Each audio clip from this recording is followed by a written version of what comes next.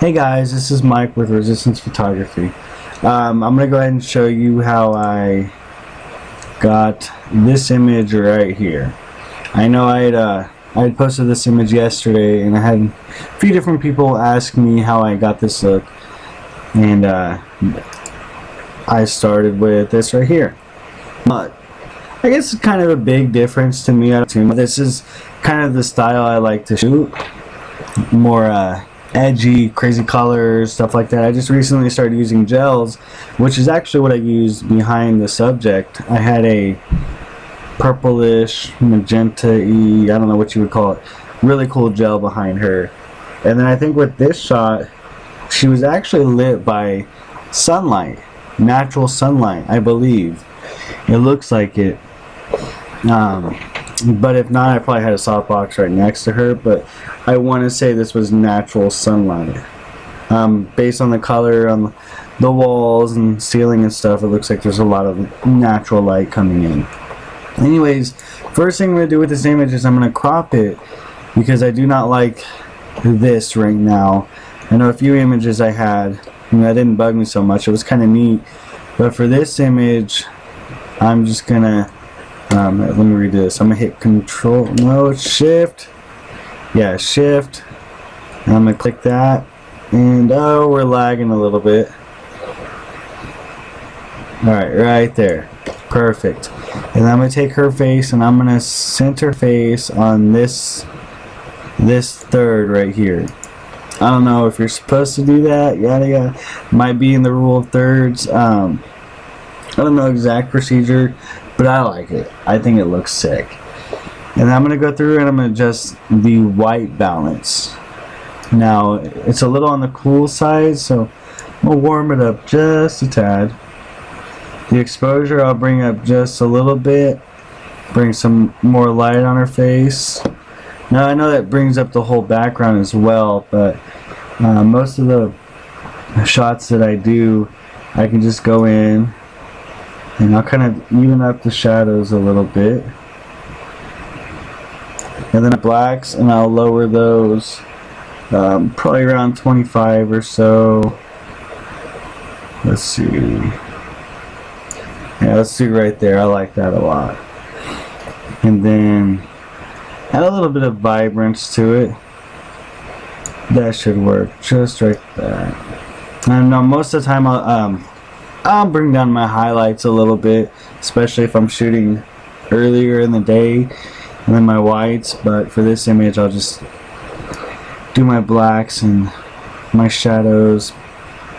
And then for every image, I'll do this just in case. Not much on this one, but for this image, I'll just do a little bit. And then I know a lot of the natural light images I have, I like to really boost those a lot, kind of get a matte look depending on the image. Works out pretty cool sometimes, you know. And then I'll sharpen this image probably about 50. That should work pretty good. And then usually I'll do about half in noise reduction, and so 5 26, whatever, no big deal. And then I think yeah, I'll enable the profile correction on this is using a Canon Kittens 18 to 55. So for anybody who says it's a really crappy lens and that you can't get quality photos out of them, I don't think this is a bad shot really with the kit lens, especially since there's natural light on her face. I mean, not too bad. But yeah, it's a whole debate later. Anyways, let me do this real quick. I know I only have 15 minutes to do this video. And then we'll go ahead and 38, I like that number. It's perfect. It's a little heavier than what I would usually like, but for this image, I think I'm going to go ahead and keep this. And then you can right click on the image, edit in Adobe Photoshop CC. And then since I already have this open in Photoshop, I'm not going to wait for it to load because my computer is really slow and I have to sit here and wait through all this. So what I'll do is first thing I did was I renamed my first layer to original because I like to always keep my original copy. Go ahead and turn that off. And then this is my base copy. Right now I'm doing a frequency separation, so I'll do this plus 2 layers. I'll rename this one color because it's going to be the colors in my frequency separation. And this one's going to be my textures. So on her face, the textures would be like the pores and the lining of the eyes and stuff like that. You'll see, I'll show you in a minute. I'll actually, if you look right here, you know, any pimples or anything would more likely be in the texture, and then coloration is in color. So we'll take color, and then we'll go to filter, blur. I call it Gaussian blur. I don't care what you call it, but I call it Gaussian. I'll do a 4. That's what I already did on this image. It might be a little too much, but it worked out well for me. And then we'll let that load. And then we'll go to the textures. We'll go to image, apply image, and then we'll want to apply it to the color. And oh, everything's already ready for me. I'll show you what I typically do, because usually when I open this, this would be on like textures or something. So make sure that it's on your colored layer. Blending mode is normally on multiply when I open this, so make sure you put it on add. Scale is 2, and then make sure you click invert. Click OK, and then if you look closely, you can see her pores and strands of hair and all the textures in the image when you do that. So we'll go over here to textures, click the blending mode, and we'll put it on linear light. And so now your image should look regular. And then what I did for this image last time, I wouldn't recommend this for every image, but for this image it worked pretty well for me. I'll click the lasso tool, and then I'll go ahead and I just chose her whole forehead. Her skin's actually not too bad in this image. I just want to do a little bit with it. So you can go to filter, Gaussian blur, which is Control F.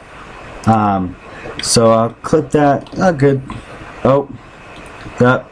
Good thing this happened. I want to talk to you guys about this. See how her forehead got blurry? Now, if you're not clicked on the colored layer, that's easily going to happen. So make sure you click this color layer. Now you can hit Control F or go up in the menu, and now we're just blending the skin tones.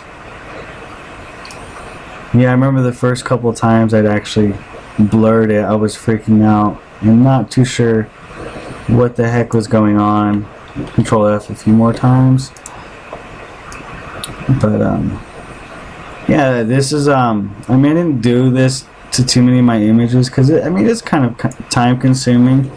Right now I'm kind of rushing. I know most of the time I would go in and just do every little like crease and corner. It made me just not want to do this. So right now I'm just doing the image as a whole with Control F. Now I know I actually downloaded Portraiture. I think it's said Portraiture.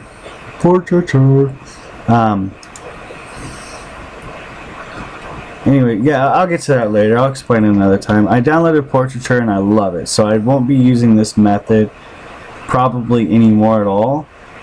Portraiture is easy, you just brush it on. Well, anyways, what I'm doing is I click texture, click the clone tool, and I notice a few hairs on her head, so I'm gonna just clone those out real quick, and that should be good for now. And then for this, for the sake of time, I'm just gonna combine all 3 of these. Most people would look down upon that. I love combining my layers. I hate millions of layers. I do minor editing in Photoshop, so I'm really not too worried about it. But I'm going to create a new layer. I'm going to go over to my gray, make sure it's at 50%. I'm going to take this, and what I'm doing is dodging and burning. I shouldn't be doing too much on this image, but I don't know. So we'll take this and we'll blend it in overlay mode. So now what I can do is I can dodge and burn and not worry about having to you know, jack up my image super crazy because of dodging and burning. Plus it looks a whole lot better when you do it this way. I'm not too sure why, I just know it looks better. And now my exposure is at 13, and so I'm just going to burn this side of her face just a little bit, create a little bit more shadow over there, maybe right here. From what I understand, anywhere that there's shadow, you want to burn a little bit more shadow. So like collarbones and, you know, stuff like that. Under the neck a little bit, under the nose. And then I like to touch up the eyes. I know I like to, did I say dodge? If I did, I'm sorry, it's late at night, it's like 3:10. If I did say dodge, I meant burn. I'm burning right now. But I'll do the eyebrows a little bit, and then I'll get the outer edges of the eyes, the insides of the eyes. You know what? I did have my softbox. If you look in the eyes, because I know earlier I mentioned I thought it was natural light. If you look into her eyes, you can see my little softbox right there. So yeah, now I'm gonna dodge the eyes, kind of brighten up the whites a little bit. And then sometimes I'll do like the coloring in the eyes just to kind of make them pop. I know with dodging and burning, I mean, you can spend so much time with that. I'd rather not. And then for this one, I think I'm gonna do a little bit on the bridge of her nose. Might be a little too much. Yeah, let's take that last one off. And I think that was pretty much it. That's how I got this image. I love it. It looks pretty cool. I mean, if you look at the before on her skin and after, let me get a little closer. I mean, just a little dodging and burning can make a world of a difference. It's crazy. It's cool. I love it. She was actually fairly easy. I've had a couple people I've worked with. It's really difficult to dodge it's really difficult to do skin retouching on them, but luckily for this one it was easy. Sometimes I'll go to my filter one last time and then open it up in here before I send it back into Lightroom, just to kind of just tweak it one last time. Let's see, I now want to go in here and change her, probably warm her skin up just a little bit. That should work. And then I know the oranges, most of the time those affect the skin tones. That's what I've noticed. I don't know if there's more of a proper way, but that works fine with me. You just got to be really careful when you do that, because you can oversaturate their face really easily with the oranges. So okay, yeah, just a little bit of, you know, color to her. Should have added a little bit more vignette, but yeah, I'll go ahead and do that actually, because I wanted to kind of frame her up a little bit. I know when I cropped this and added this vignette, you couldn't see the natural light as well. So yeah, let's do a little bit more, not too much. We don't want to completely see a big circle around her. But I think the purples and the vignette kind of blend together real well. So it looks pretty cool. And that's how I did this image. If you guys have any other questions or anything, or would like to see any other techniques, maybe I'll do one using portraiture pretty soon instead of frequency separation. I know frequency separation is a lot more pocket friendly. Portraiture is pretty expensive, and yeah, it kind of sucks. But make sure to check out the links below on any other photos from the session. You can see my Facebook, my webpage, comment, like, subscribe, any of that cool stuff. And I always post videos of my sessions and all that kind of stuff. I plan on doing a lot more videos with a lot of different things. So I would love if you guys would you know, kind of just follow and give me some feedback and all that kind of cool stuff. But alright, you guys have a wonderful day and stay blessed.